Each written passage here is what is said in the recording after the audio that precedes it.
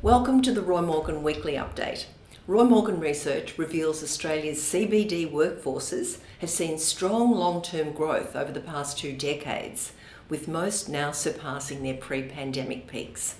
But Melbourne is the notable exception and remains well below its pre-pandemic peak.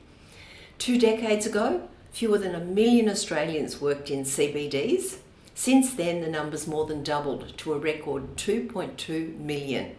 Sydney's CBD workforce has surged from 283,000 workers 2 decades ago to 670,000 now, rebounding strongly after a small pandemic dip and cementing its position as Australia's largest CBD workforce, now 93,000 ahead of Melbourne. Melbourne's CBD workforce expanded significantly over the past 2 decades, more than doubling from 246,000 to 614,000 in 2019-20, challenging Sydney for a brief period in time. However, the pandemic had a disproportionate impact on Melbourne, with worker numbers declining by nearly 100,000 within 2 years due to extended lockdowns and slower office re-entry. The Melbourne CBD workforce has since recovered to 577,000, but remains 37,000 below the pre-pandemic peak and well behind Sydney. For more detail on other Australian CBD workforces, head over to the Roy Morgan website. Now, Roy Morgan interviews Australians all year round, asking whether they play rugby league, watch it on TV or attend matches, and which teams they support. This year's results show that success matters. For the second straight year, the Brisbane Broncos have the largest supporter base, 1,271,000, around 120,000 ahead of southern rivals, the Melbourne Storm. Both teams won tough preliminary finals on the weekend and will play off in this week's NRL Grand Final on Sunday night in Sydney.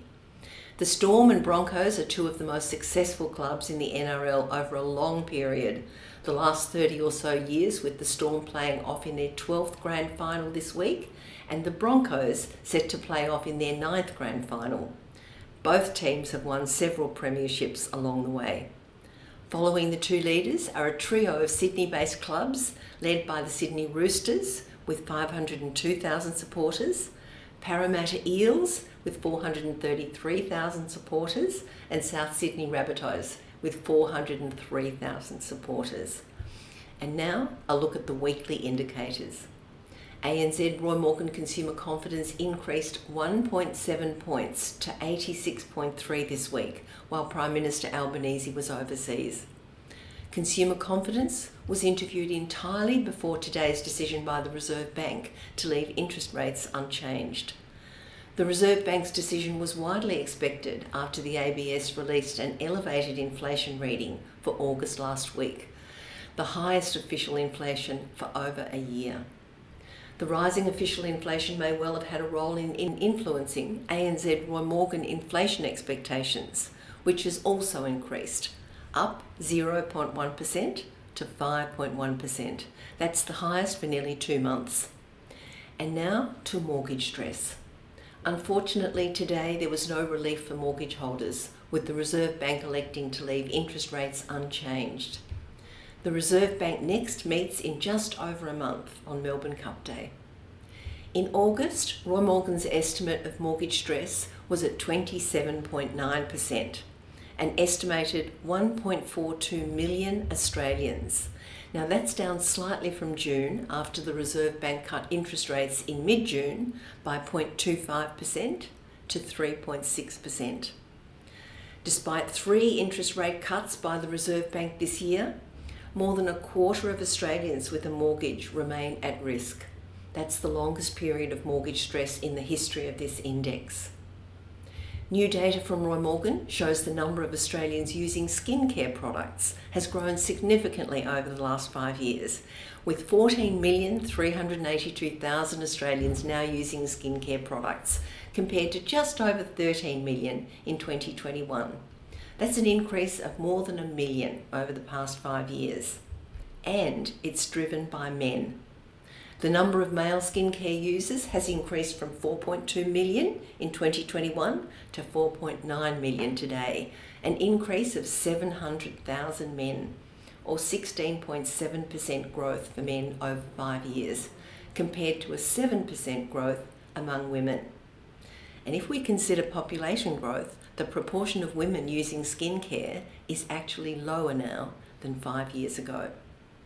As more Australians buy skincare products, the number who do have a skincare routine has grown significantly from 7.6 million people in 2021 to 8.6 million today. That's a rise of 979,000 over the last 5 years, up by 12.8%, and clearly faster than general population growth. And now a look across the Tasman to the political situation in New Zealand. And it can't get much closer. In September, the governing National has regained a slight lead on 31.5%, up 2.5% from a month ago, just ahead of Labor on 28.5%, down 5.5%. However, the pattern of support for the other parties means there's little to split either side of politics. The National-led government is now on 48.5%, including National 31.5%, ACT 9%, and NZ First 8%. This compares to the Labor-led parliamentary opposition on 47.5%, including Labor on 28.5%, the Greens on 13.5%, and the Maori Party on 5.5%. Although the government's slightly ahead, the end result is that if these support levels were repeated at next year's election, both sides would win 60 seats in the parliament, leading to a tie between the right and left. Clearly, the political situation in New Zealand is tight, just over a year before the election. Concerningly for the government, the latest New Zealand GDP figures released in September show the economy shrinking in the most recent quarter, and GDP down 1.1% compared with a year ago.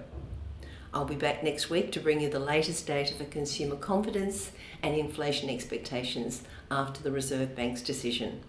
And we'll also look at Roy Morgan business confidence. Thanks for listening.